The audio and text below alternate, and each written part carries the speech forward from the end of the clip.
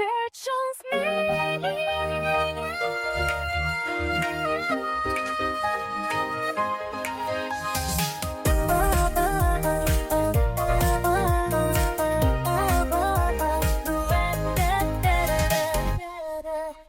Welcome to the premiere of Season 4 for the Fair Chance podcast. Yeah, it's great to be back for a new season. It really is. And usually when we talk about a high-performance engine being pushed to its absolute physical limits, you probably picture, like, Formula One. Right, yeah. You visualize the telemetry screens glowing in a pit lane and all that. Exactly. You picture engineers monitoring fuel flow down to the micro drop just so the car doesn't literally melt from the inside out. Well, because it's a delicate mechanical tightrope, right? Like if you push that system even a fraction of a percent past its thermal threshold, the whole engine block just shatters. But then you look at professional cycling. Yeah. And suddenly, that engine isn't made of carbon fiber and titanium. It's made of flesh, blood, and bone. Yeah. Watching a human being sustain a heart rate of like 190 beats per minute for an hour straight up an alpine mountain is wild. Because unlike an F1 car, a human can't just pit for a new set of tires. No, they definitely can't. So welcome to our latest deep dive. Today, we've got a stack of sources that are going to fundamentally change how you look at the limits of the human body. We are unpacking the jaw-dropping 2026 editions of the Tour de France and the Tour de France Femmes. It's going to be a fun one. Definitely. And our mission today is to basically cut through those hundreds of hours of racing for you. We want to show you exactly how these human engines are surviving, the secret nutrition science behind the riders, and the surprising tech that power the victories. Yeah, and we're going to navigate a roadmap that really highlights a fascinating contrast in modern cycling. We have one race that was just a masterclass in suffocating historical dominance. Right. And then another race that was an agonizing nail-biter down to the final kilometer. Plus, we'll get into what the newly announced 2027 routes signal for the future. Okay, we have to start with the men's race. Because to understand what happened over those 3 weeks is to basically witness cycling history being rewritten in real time. Oh, absolutely. Tadej Pogačar secured his 5th Tour title. 5 titles. Yeah. That's just, it's hard to wrap your head around. It really is. And with this win, he officially joins the legendary elite ranks of Eddy Merckx, Bernard Hinault, Miguel Indurain, and Jacques Anquetil. The absolute titans of the sport. Exactly. But it wasn't just a win, He finished with a final cumulative time of 73 hours, 56 minutes, and 26 seconds. And the margin of victory was huge, wasn't it? Yeah, the sheer margin tells the real story. He won the general classification by over 6 minutes. Wow. He took 5 individual stage wins along the way, and he wore the leader's yellow jersey every single day from stage 6 onward. Remco Evenepoel fought this brutal campaign for 2nd place, and remarkably, Pogačar's own 20-year-old teammate, Isaac Del Toro, actually finished 3rd overall. Okay, let's unpack this, because the dynamic between Pogačar and Del Toro on the road was just completely unorthodox. It really was. Traditionally, the team leader is protected at all costs, right? But Pogačar spent the final week of the Tour essentially acting as a domestique. Yeah, dropping back to the team cars, fetching water bottles. Setting a grueling pace at the front of the peloton, specifically to protect his rookie teammate. I mean, it's like watching a prime LeBron James deciding to just play point guard to help a rookie pad their stats. That's a great way to put it. But then still casually dropping 50 points on the sport's biggest stage just because he can. And that 50 points moment was the Alpe d'Huez. Oh, man. That stage 19 performance on Alpe d'Huez is already being analyzed by sports physiologists globally. I bet it was unreal. Yeah, Pogačar shattered the climbing record for that mountain with a time of 35 minutes and 26 seconds. The telemetry estimates he was pushing 451 watts. Which is just terrifying output. Right, which equates to 7 watts per kilogram of his body weight. Wait, 7 watts per kilo? Yeah. And to put that 7 watts per kilogram in perspective for you, a highly fit amateur cyclist might be able to hold 3 or maybe 4 watts per kilogram for like a 5-minute burst. Right. Holding 7 means his body is clearing lactic acid faster than it's producing it, while essentially sprinting up a 10% gradient for over half an hour. Doing that at the end of a grueling 3-week Grand Tour was previously thought to be a biological impossibility. It completely redefines the math of human endurance. It really does. He broke a historic climbing record while theoretically playing a support role for the guy in 3rd place. Well, what's fascinating here is when we synthesize the race data from all our sources, A stark pattern emerges from this level of output. We are seeing a massive bifurcation in professional cycling. How so? Well, stage hunting is essentially dying out. That's where underdog riders from smaller teams target individual days to launch a breakaway and steal a victory. Oh, right. At this tour, only 12 individual riders and 10 teams won stages across the entire 3 weeks. It's an era of ultra elites. Wait, so the days of the romantic, plucky underdog escaping the peloton for a solo win are just over. Why exactly is that happening? It basically comes down to the physics and economics of super teams. Teams with astronomical budgets can afford to hire riders who would be leaders on smaller teams. Ah, I see. And they employ them solely to set a pace at the front of the peloton. They ride at such a high sustained wattage that smaller breakaway groups simply cannot escape the aerodynamic drag. So they just get reeled back in. Exactly. The super teams calculate exactly how many minutes they can let a breakaway go and then reel them in with robotic precision. The era of the underdog is being mathematically squeezed out. That level of calculated robotic dominance is incredible, but it doesn't leave much room for late-stage drama. No, not at all. Which makes the transition to the women's race so fascinating, because the Tour de France Femmes was the complete opposite end of the dramatic spectrum. Oh, it was a totally different race. We go from a men's race that was effectively over by stage 6 to a women's race that wasn't decided until the final 800 meters of the absolute last stage. Yeah, the Tour de France Femmes provided a wildly different flavor of competitive drama. Demi Vollering, riding for FDJ United Suez, became the first 2-time winner of the modern Tour de France Femmes. Her time was 30 hours, 54 minutes, and 51 seconds, right? That's right. But her path to victory was pure chaos. It really was.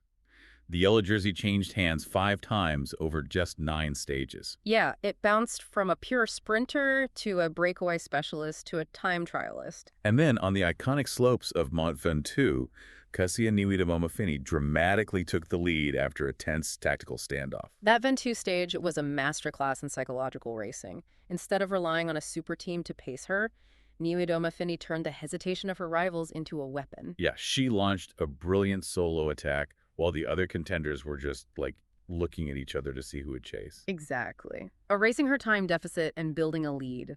That single move set the stage for an incredibly tense finale. Vollering entered the final stage in Nice with only an 8-second lead over Niewiadoma-Phinney. 8 seconds. After hundreds of kilometers of racing across France, the entire tour comes down to an 8-second gap on the final climb of the Col d'Ez. It's unbelievable. Vollering ultimately attacked inside the final kilometer to win the stage and take the overall victory by 1 minute and 18 seconds. But it was messy. Oh, very messy. There was off-bike drama, adding fuel to the fire. The day prior, Niewiadoma-Phinney had a heated, highly visible finish line outburst directed at Vollering's teammate, Celia Gary. Yeah, the tension was palpable. You just can't script that kind of rivalry. And the sources point out something interesting. Does this unpredictable, heated rivalry actually make for a much healthier, more compelling spectator sport than Pogačar's sterile domination? I mean, the data supports that entirely. Unpredictability is the lifeblood of fan engagement. When a race is chaotic, when the leader's jersey is a hot potato, and when real human emotion and frustration spill over past the finish line, the audience becomes deeply invested in the narrative. That makes a lot of sense. And it isn't just the fans at home tuning in. During that Ventoux stage, Tadej Pogačar himself was spotted on the roadside. No way. Yeah, he was wearing a beanie and shades, running alongside the riders and screaming encouragement. When the most dominant male rider in the world is acting like a fanboy on the side of a mountain, it proves just how captivating the women's peloton has become. I love that image. The guy who just mathematically crushed the Alps is out there losing his mind for the women's peloton. It's great. But Vollering's final attack on Col d'Ez was visually spectacular, and physiologically it raises a massive question. After nearly 31 hours of racing, how did she have the physical matches left to burn in that final kilometer? Right. To understand how human beings actually survive these efforts without their bodies just shutting down, we have to look at the engine room. How are they fueling? Well, it is an exercise in industrial-scale fueling. On these high mountain stages, riders are burning between 5,000 to 8,000 calories while physically turning the pedals. And when you factor in their basal metabolic rate, The calories their bodies burn just existing and keeping their organs functioning, plus the warm-up and the recovery spins, their total daily expenditure maxes out at around 10,000 calories. 10,000 calories. You can't just sit down and eat a dozen cheeseburgers on a bicycle. No, you definitely cannot. They have to replace that deficit every single day. So the science of how they ingest and process that energy has shifted dramatically from even like 5 years ago, hasn't it? Entirely. Historically, sports nutritionists told riders that the human digestive system could only absorb about 60 grams of carbohydrates per hour. Okay. The belief was that eating any more than that while exercising at a high heart rate would just sit in the stomach and cause intense gastrointestinal distress. But modern teams are now successfully pushing 80 to 120 grams of carbs per hour on the bike. Here's where it gets really interesting. Yeah. Because you can't just eat twice as much of the same food to hit those new numbers. It comes down to hacking the biology of the gut. Yes, exactly. Imagine that your digestive system's ability to process standard glucose is like a busy highway. Under the old science, that glucose highway gets jammed up at 60 grams an hour. Right, it's bumper-to-bumper traffic. Nothing else is getting through to the muscles, and the stomach gets bloated. But researchers discovered that if you add fructose into the mix, it uses an entirely different cellular transporter in the gut lining. It's brilliant. It's like opening a brand new carpool lane next to the highway. Suddenly you can traffic far more fuel into the bloodstream without backing up the digestive system. That highway analogy perfectly illustrates Dr. Asker Jukendrup's dual transporter research, which has just revolutionized the peloton. Oh, for sure. By formulating drink mixes and foods with a 2.1 or even a 1.8 ratio of glucose to fructose, riders bypass that biological bottleneck entirely. But what is equally fascinating is the delivery method. They aren't just relying on synthetic gels and syrupy liquids anymore. Right. The sources highlight a massive push toward a real food first philosophy, heavily championed by team performance chefs like Hannah Grant. Yeah, her stuff is amazing. Instead of choking down chemical gels for 3 weeks, riders are eating proper, savory rice cakes mixed with egg or cream cheese, wrapped in foil, and eating them while doing 40 kilometers an hour. It's incredible coordination. And then it's followed immediately by a massive post-ride shake of 40 to 50 grams of carbs and 25 to 30 grams of protein to halt muscle breakdown. And then, this is the detail that really stands out, they drink a slow-digesting casein protein shake right before they go to sleep. The casein protein is crucial. Unlike whey protein, which digests quickly, casein coagulates in the stomach and provides a slow, steady drip of amino acids into the bloodstream overnight, maximizing muscle protein synthesis while the rider sleeps. So it's basically fueling recovery in their sleep. Yeah, it is a strict 24-hour cycle of recovery. But for you listening, there is a direct practical application. Oh, tell me. Well, most amateur cyclists only consume about 30 to 40 grams of carbohydrates an hour. They fade in the last third of a long weekend ride and assume they just aren't fit enough. The reality is their muscles are fine. They are simply underfueled. So bridging that gap from 40 grams to 80 or 90 grams is essentially free speed for the amateur rider. Exactly. But you can't just load up your pockets with fructose tomorrow and expect it to work, right? Correct. If you try to consume 90 grams an hour without preparation, your gut will reject it. It requires 4 to 6 weeks of progressive gut training. Gut training. Yeah. You have to consciously train your digestive system to handle the increased carbohydrate volume during intense efforts exactly the same way you train your legs to handle more wattage. Train your gut like you train your legs. I love that. So we've optimized the fuel going into the engine, and we've hacked the glucose highway. Now let's talk about the machine translating all that biological power to the road. The bikes. Yeah. Because if a rider's pushing 451 watts, the equipment better not waste a single one of them. The equipment landscape in the 2026 Tour offered a brilliant look at how centralized bicycle design has become. The absolute dominance of the specialized Tarmac SL9 cannot be overstated. It was everywhere. It really was. It was the weapon of choice for 4 different teams across the men's and women's pelotons, including Demi Vollering's FDJ squad and the powerhouse SD Works team. It's the default superbike right now. Yeah, it optimizes the exact intersection of aerodynamic frame shapes and ultra-stiff, lightweight carbon fiber. But the Peloton also has a quirky side, which breaks up all that carbon fiber seriousness. Human-Powered Health was racing the Factor 1 aero bike featuring a custom SpongeBob SquarePants paint job. I saw that. It was hilarious. It is highly entertaining to see a bright yellow cartoon sea sponge in the middle of a brutal mountain stage. But this brings up a conflict in the sources. Oh, We have Vollering winning on a flagship, highly engineered, specialized superbike.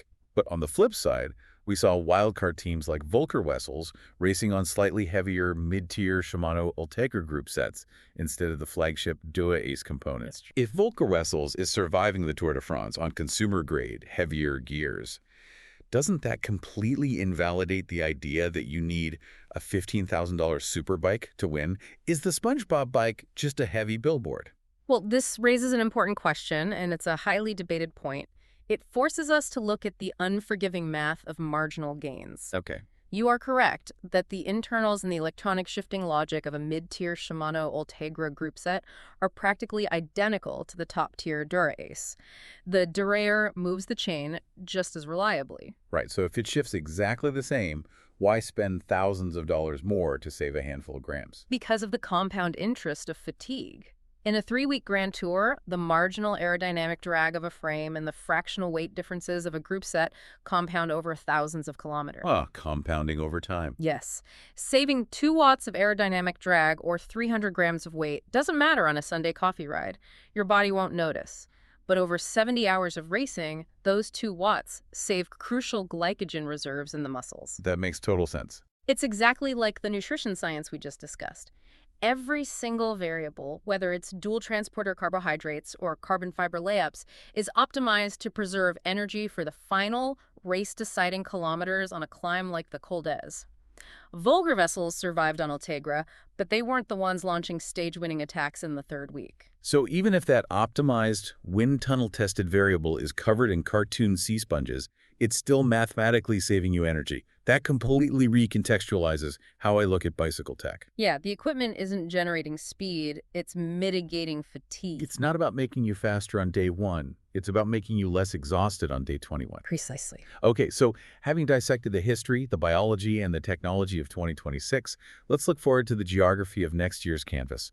The routes for 2027 have just been announced, and the Grand Départ is officially heading across the Channel to Great Britain. Yeah, the routes they've mapped out are incredibly ambitious and signal a massive logistical undertaking. Really, what do they look like? For the men's tour, the organizers are calling it a 3-nation innovation.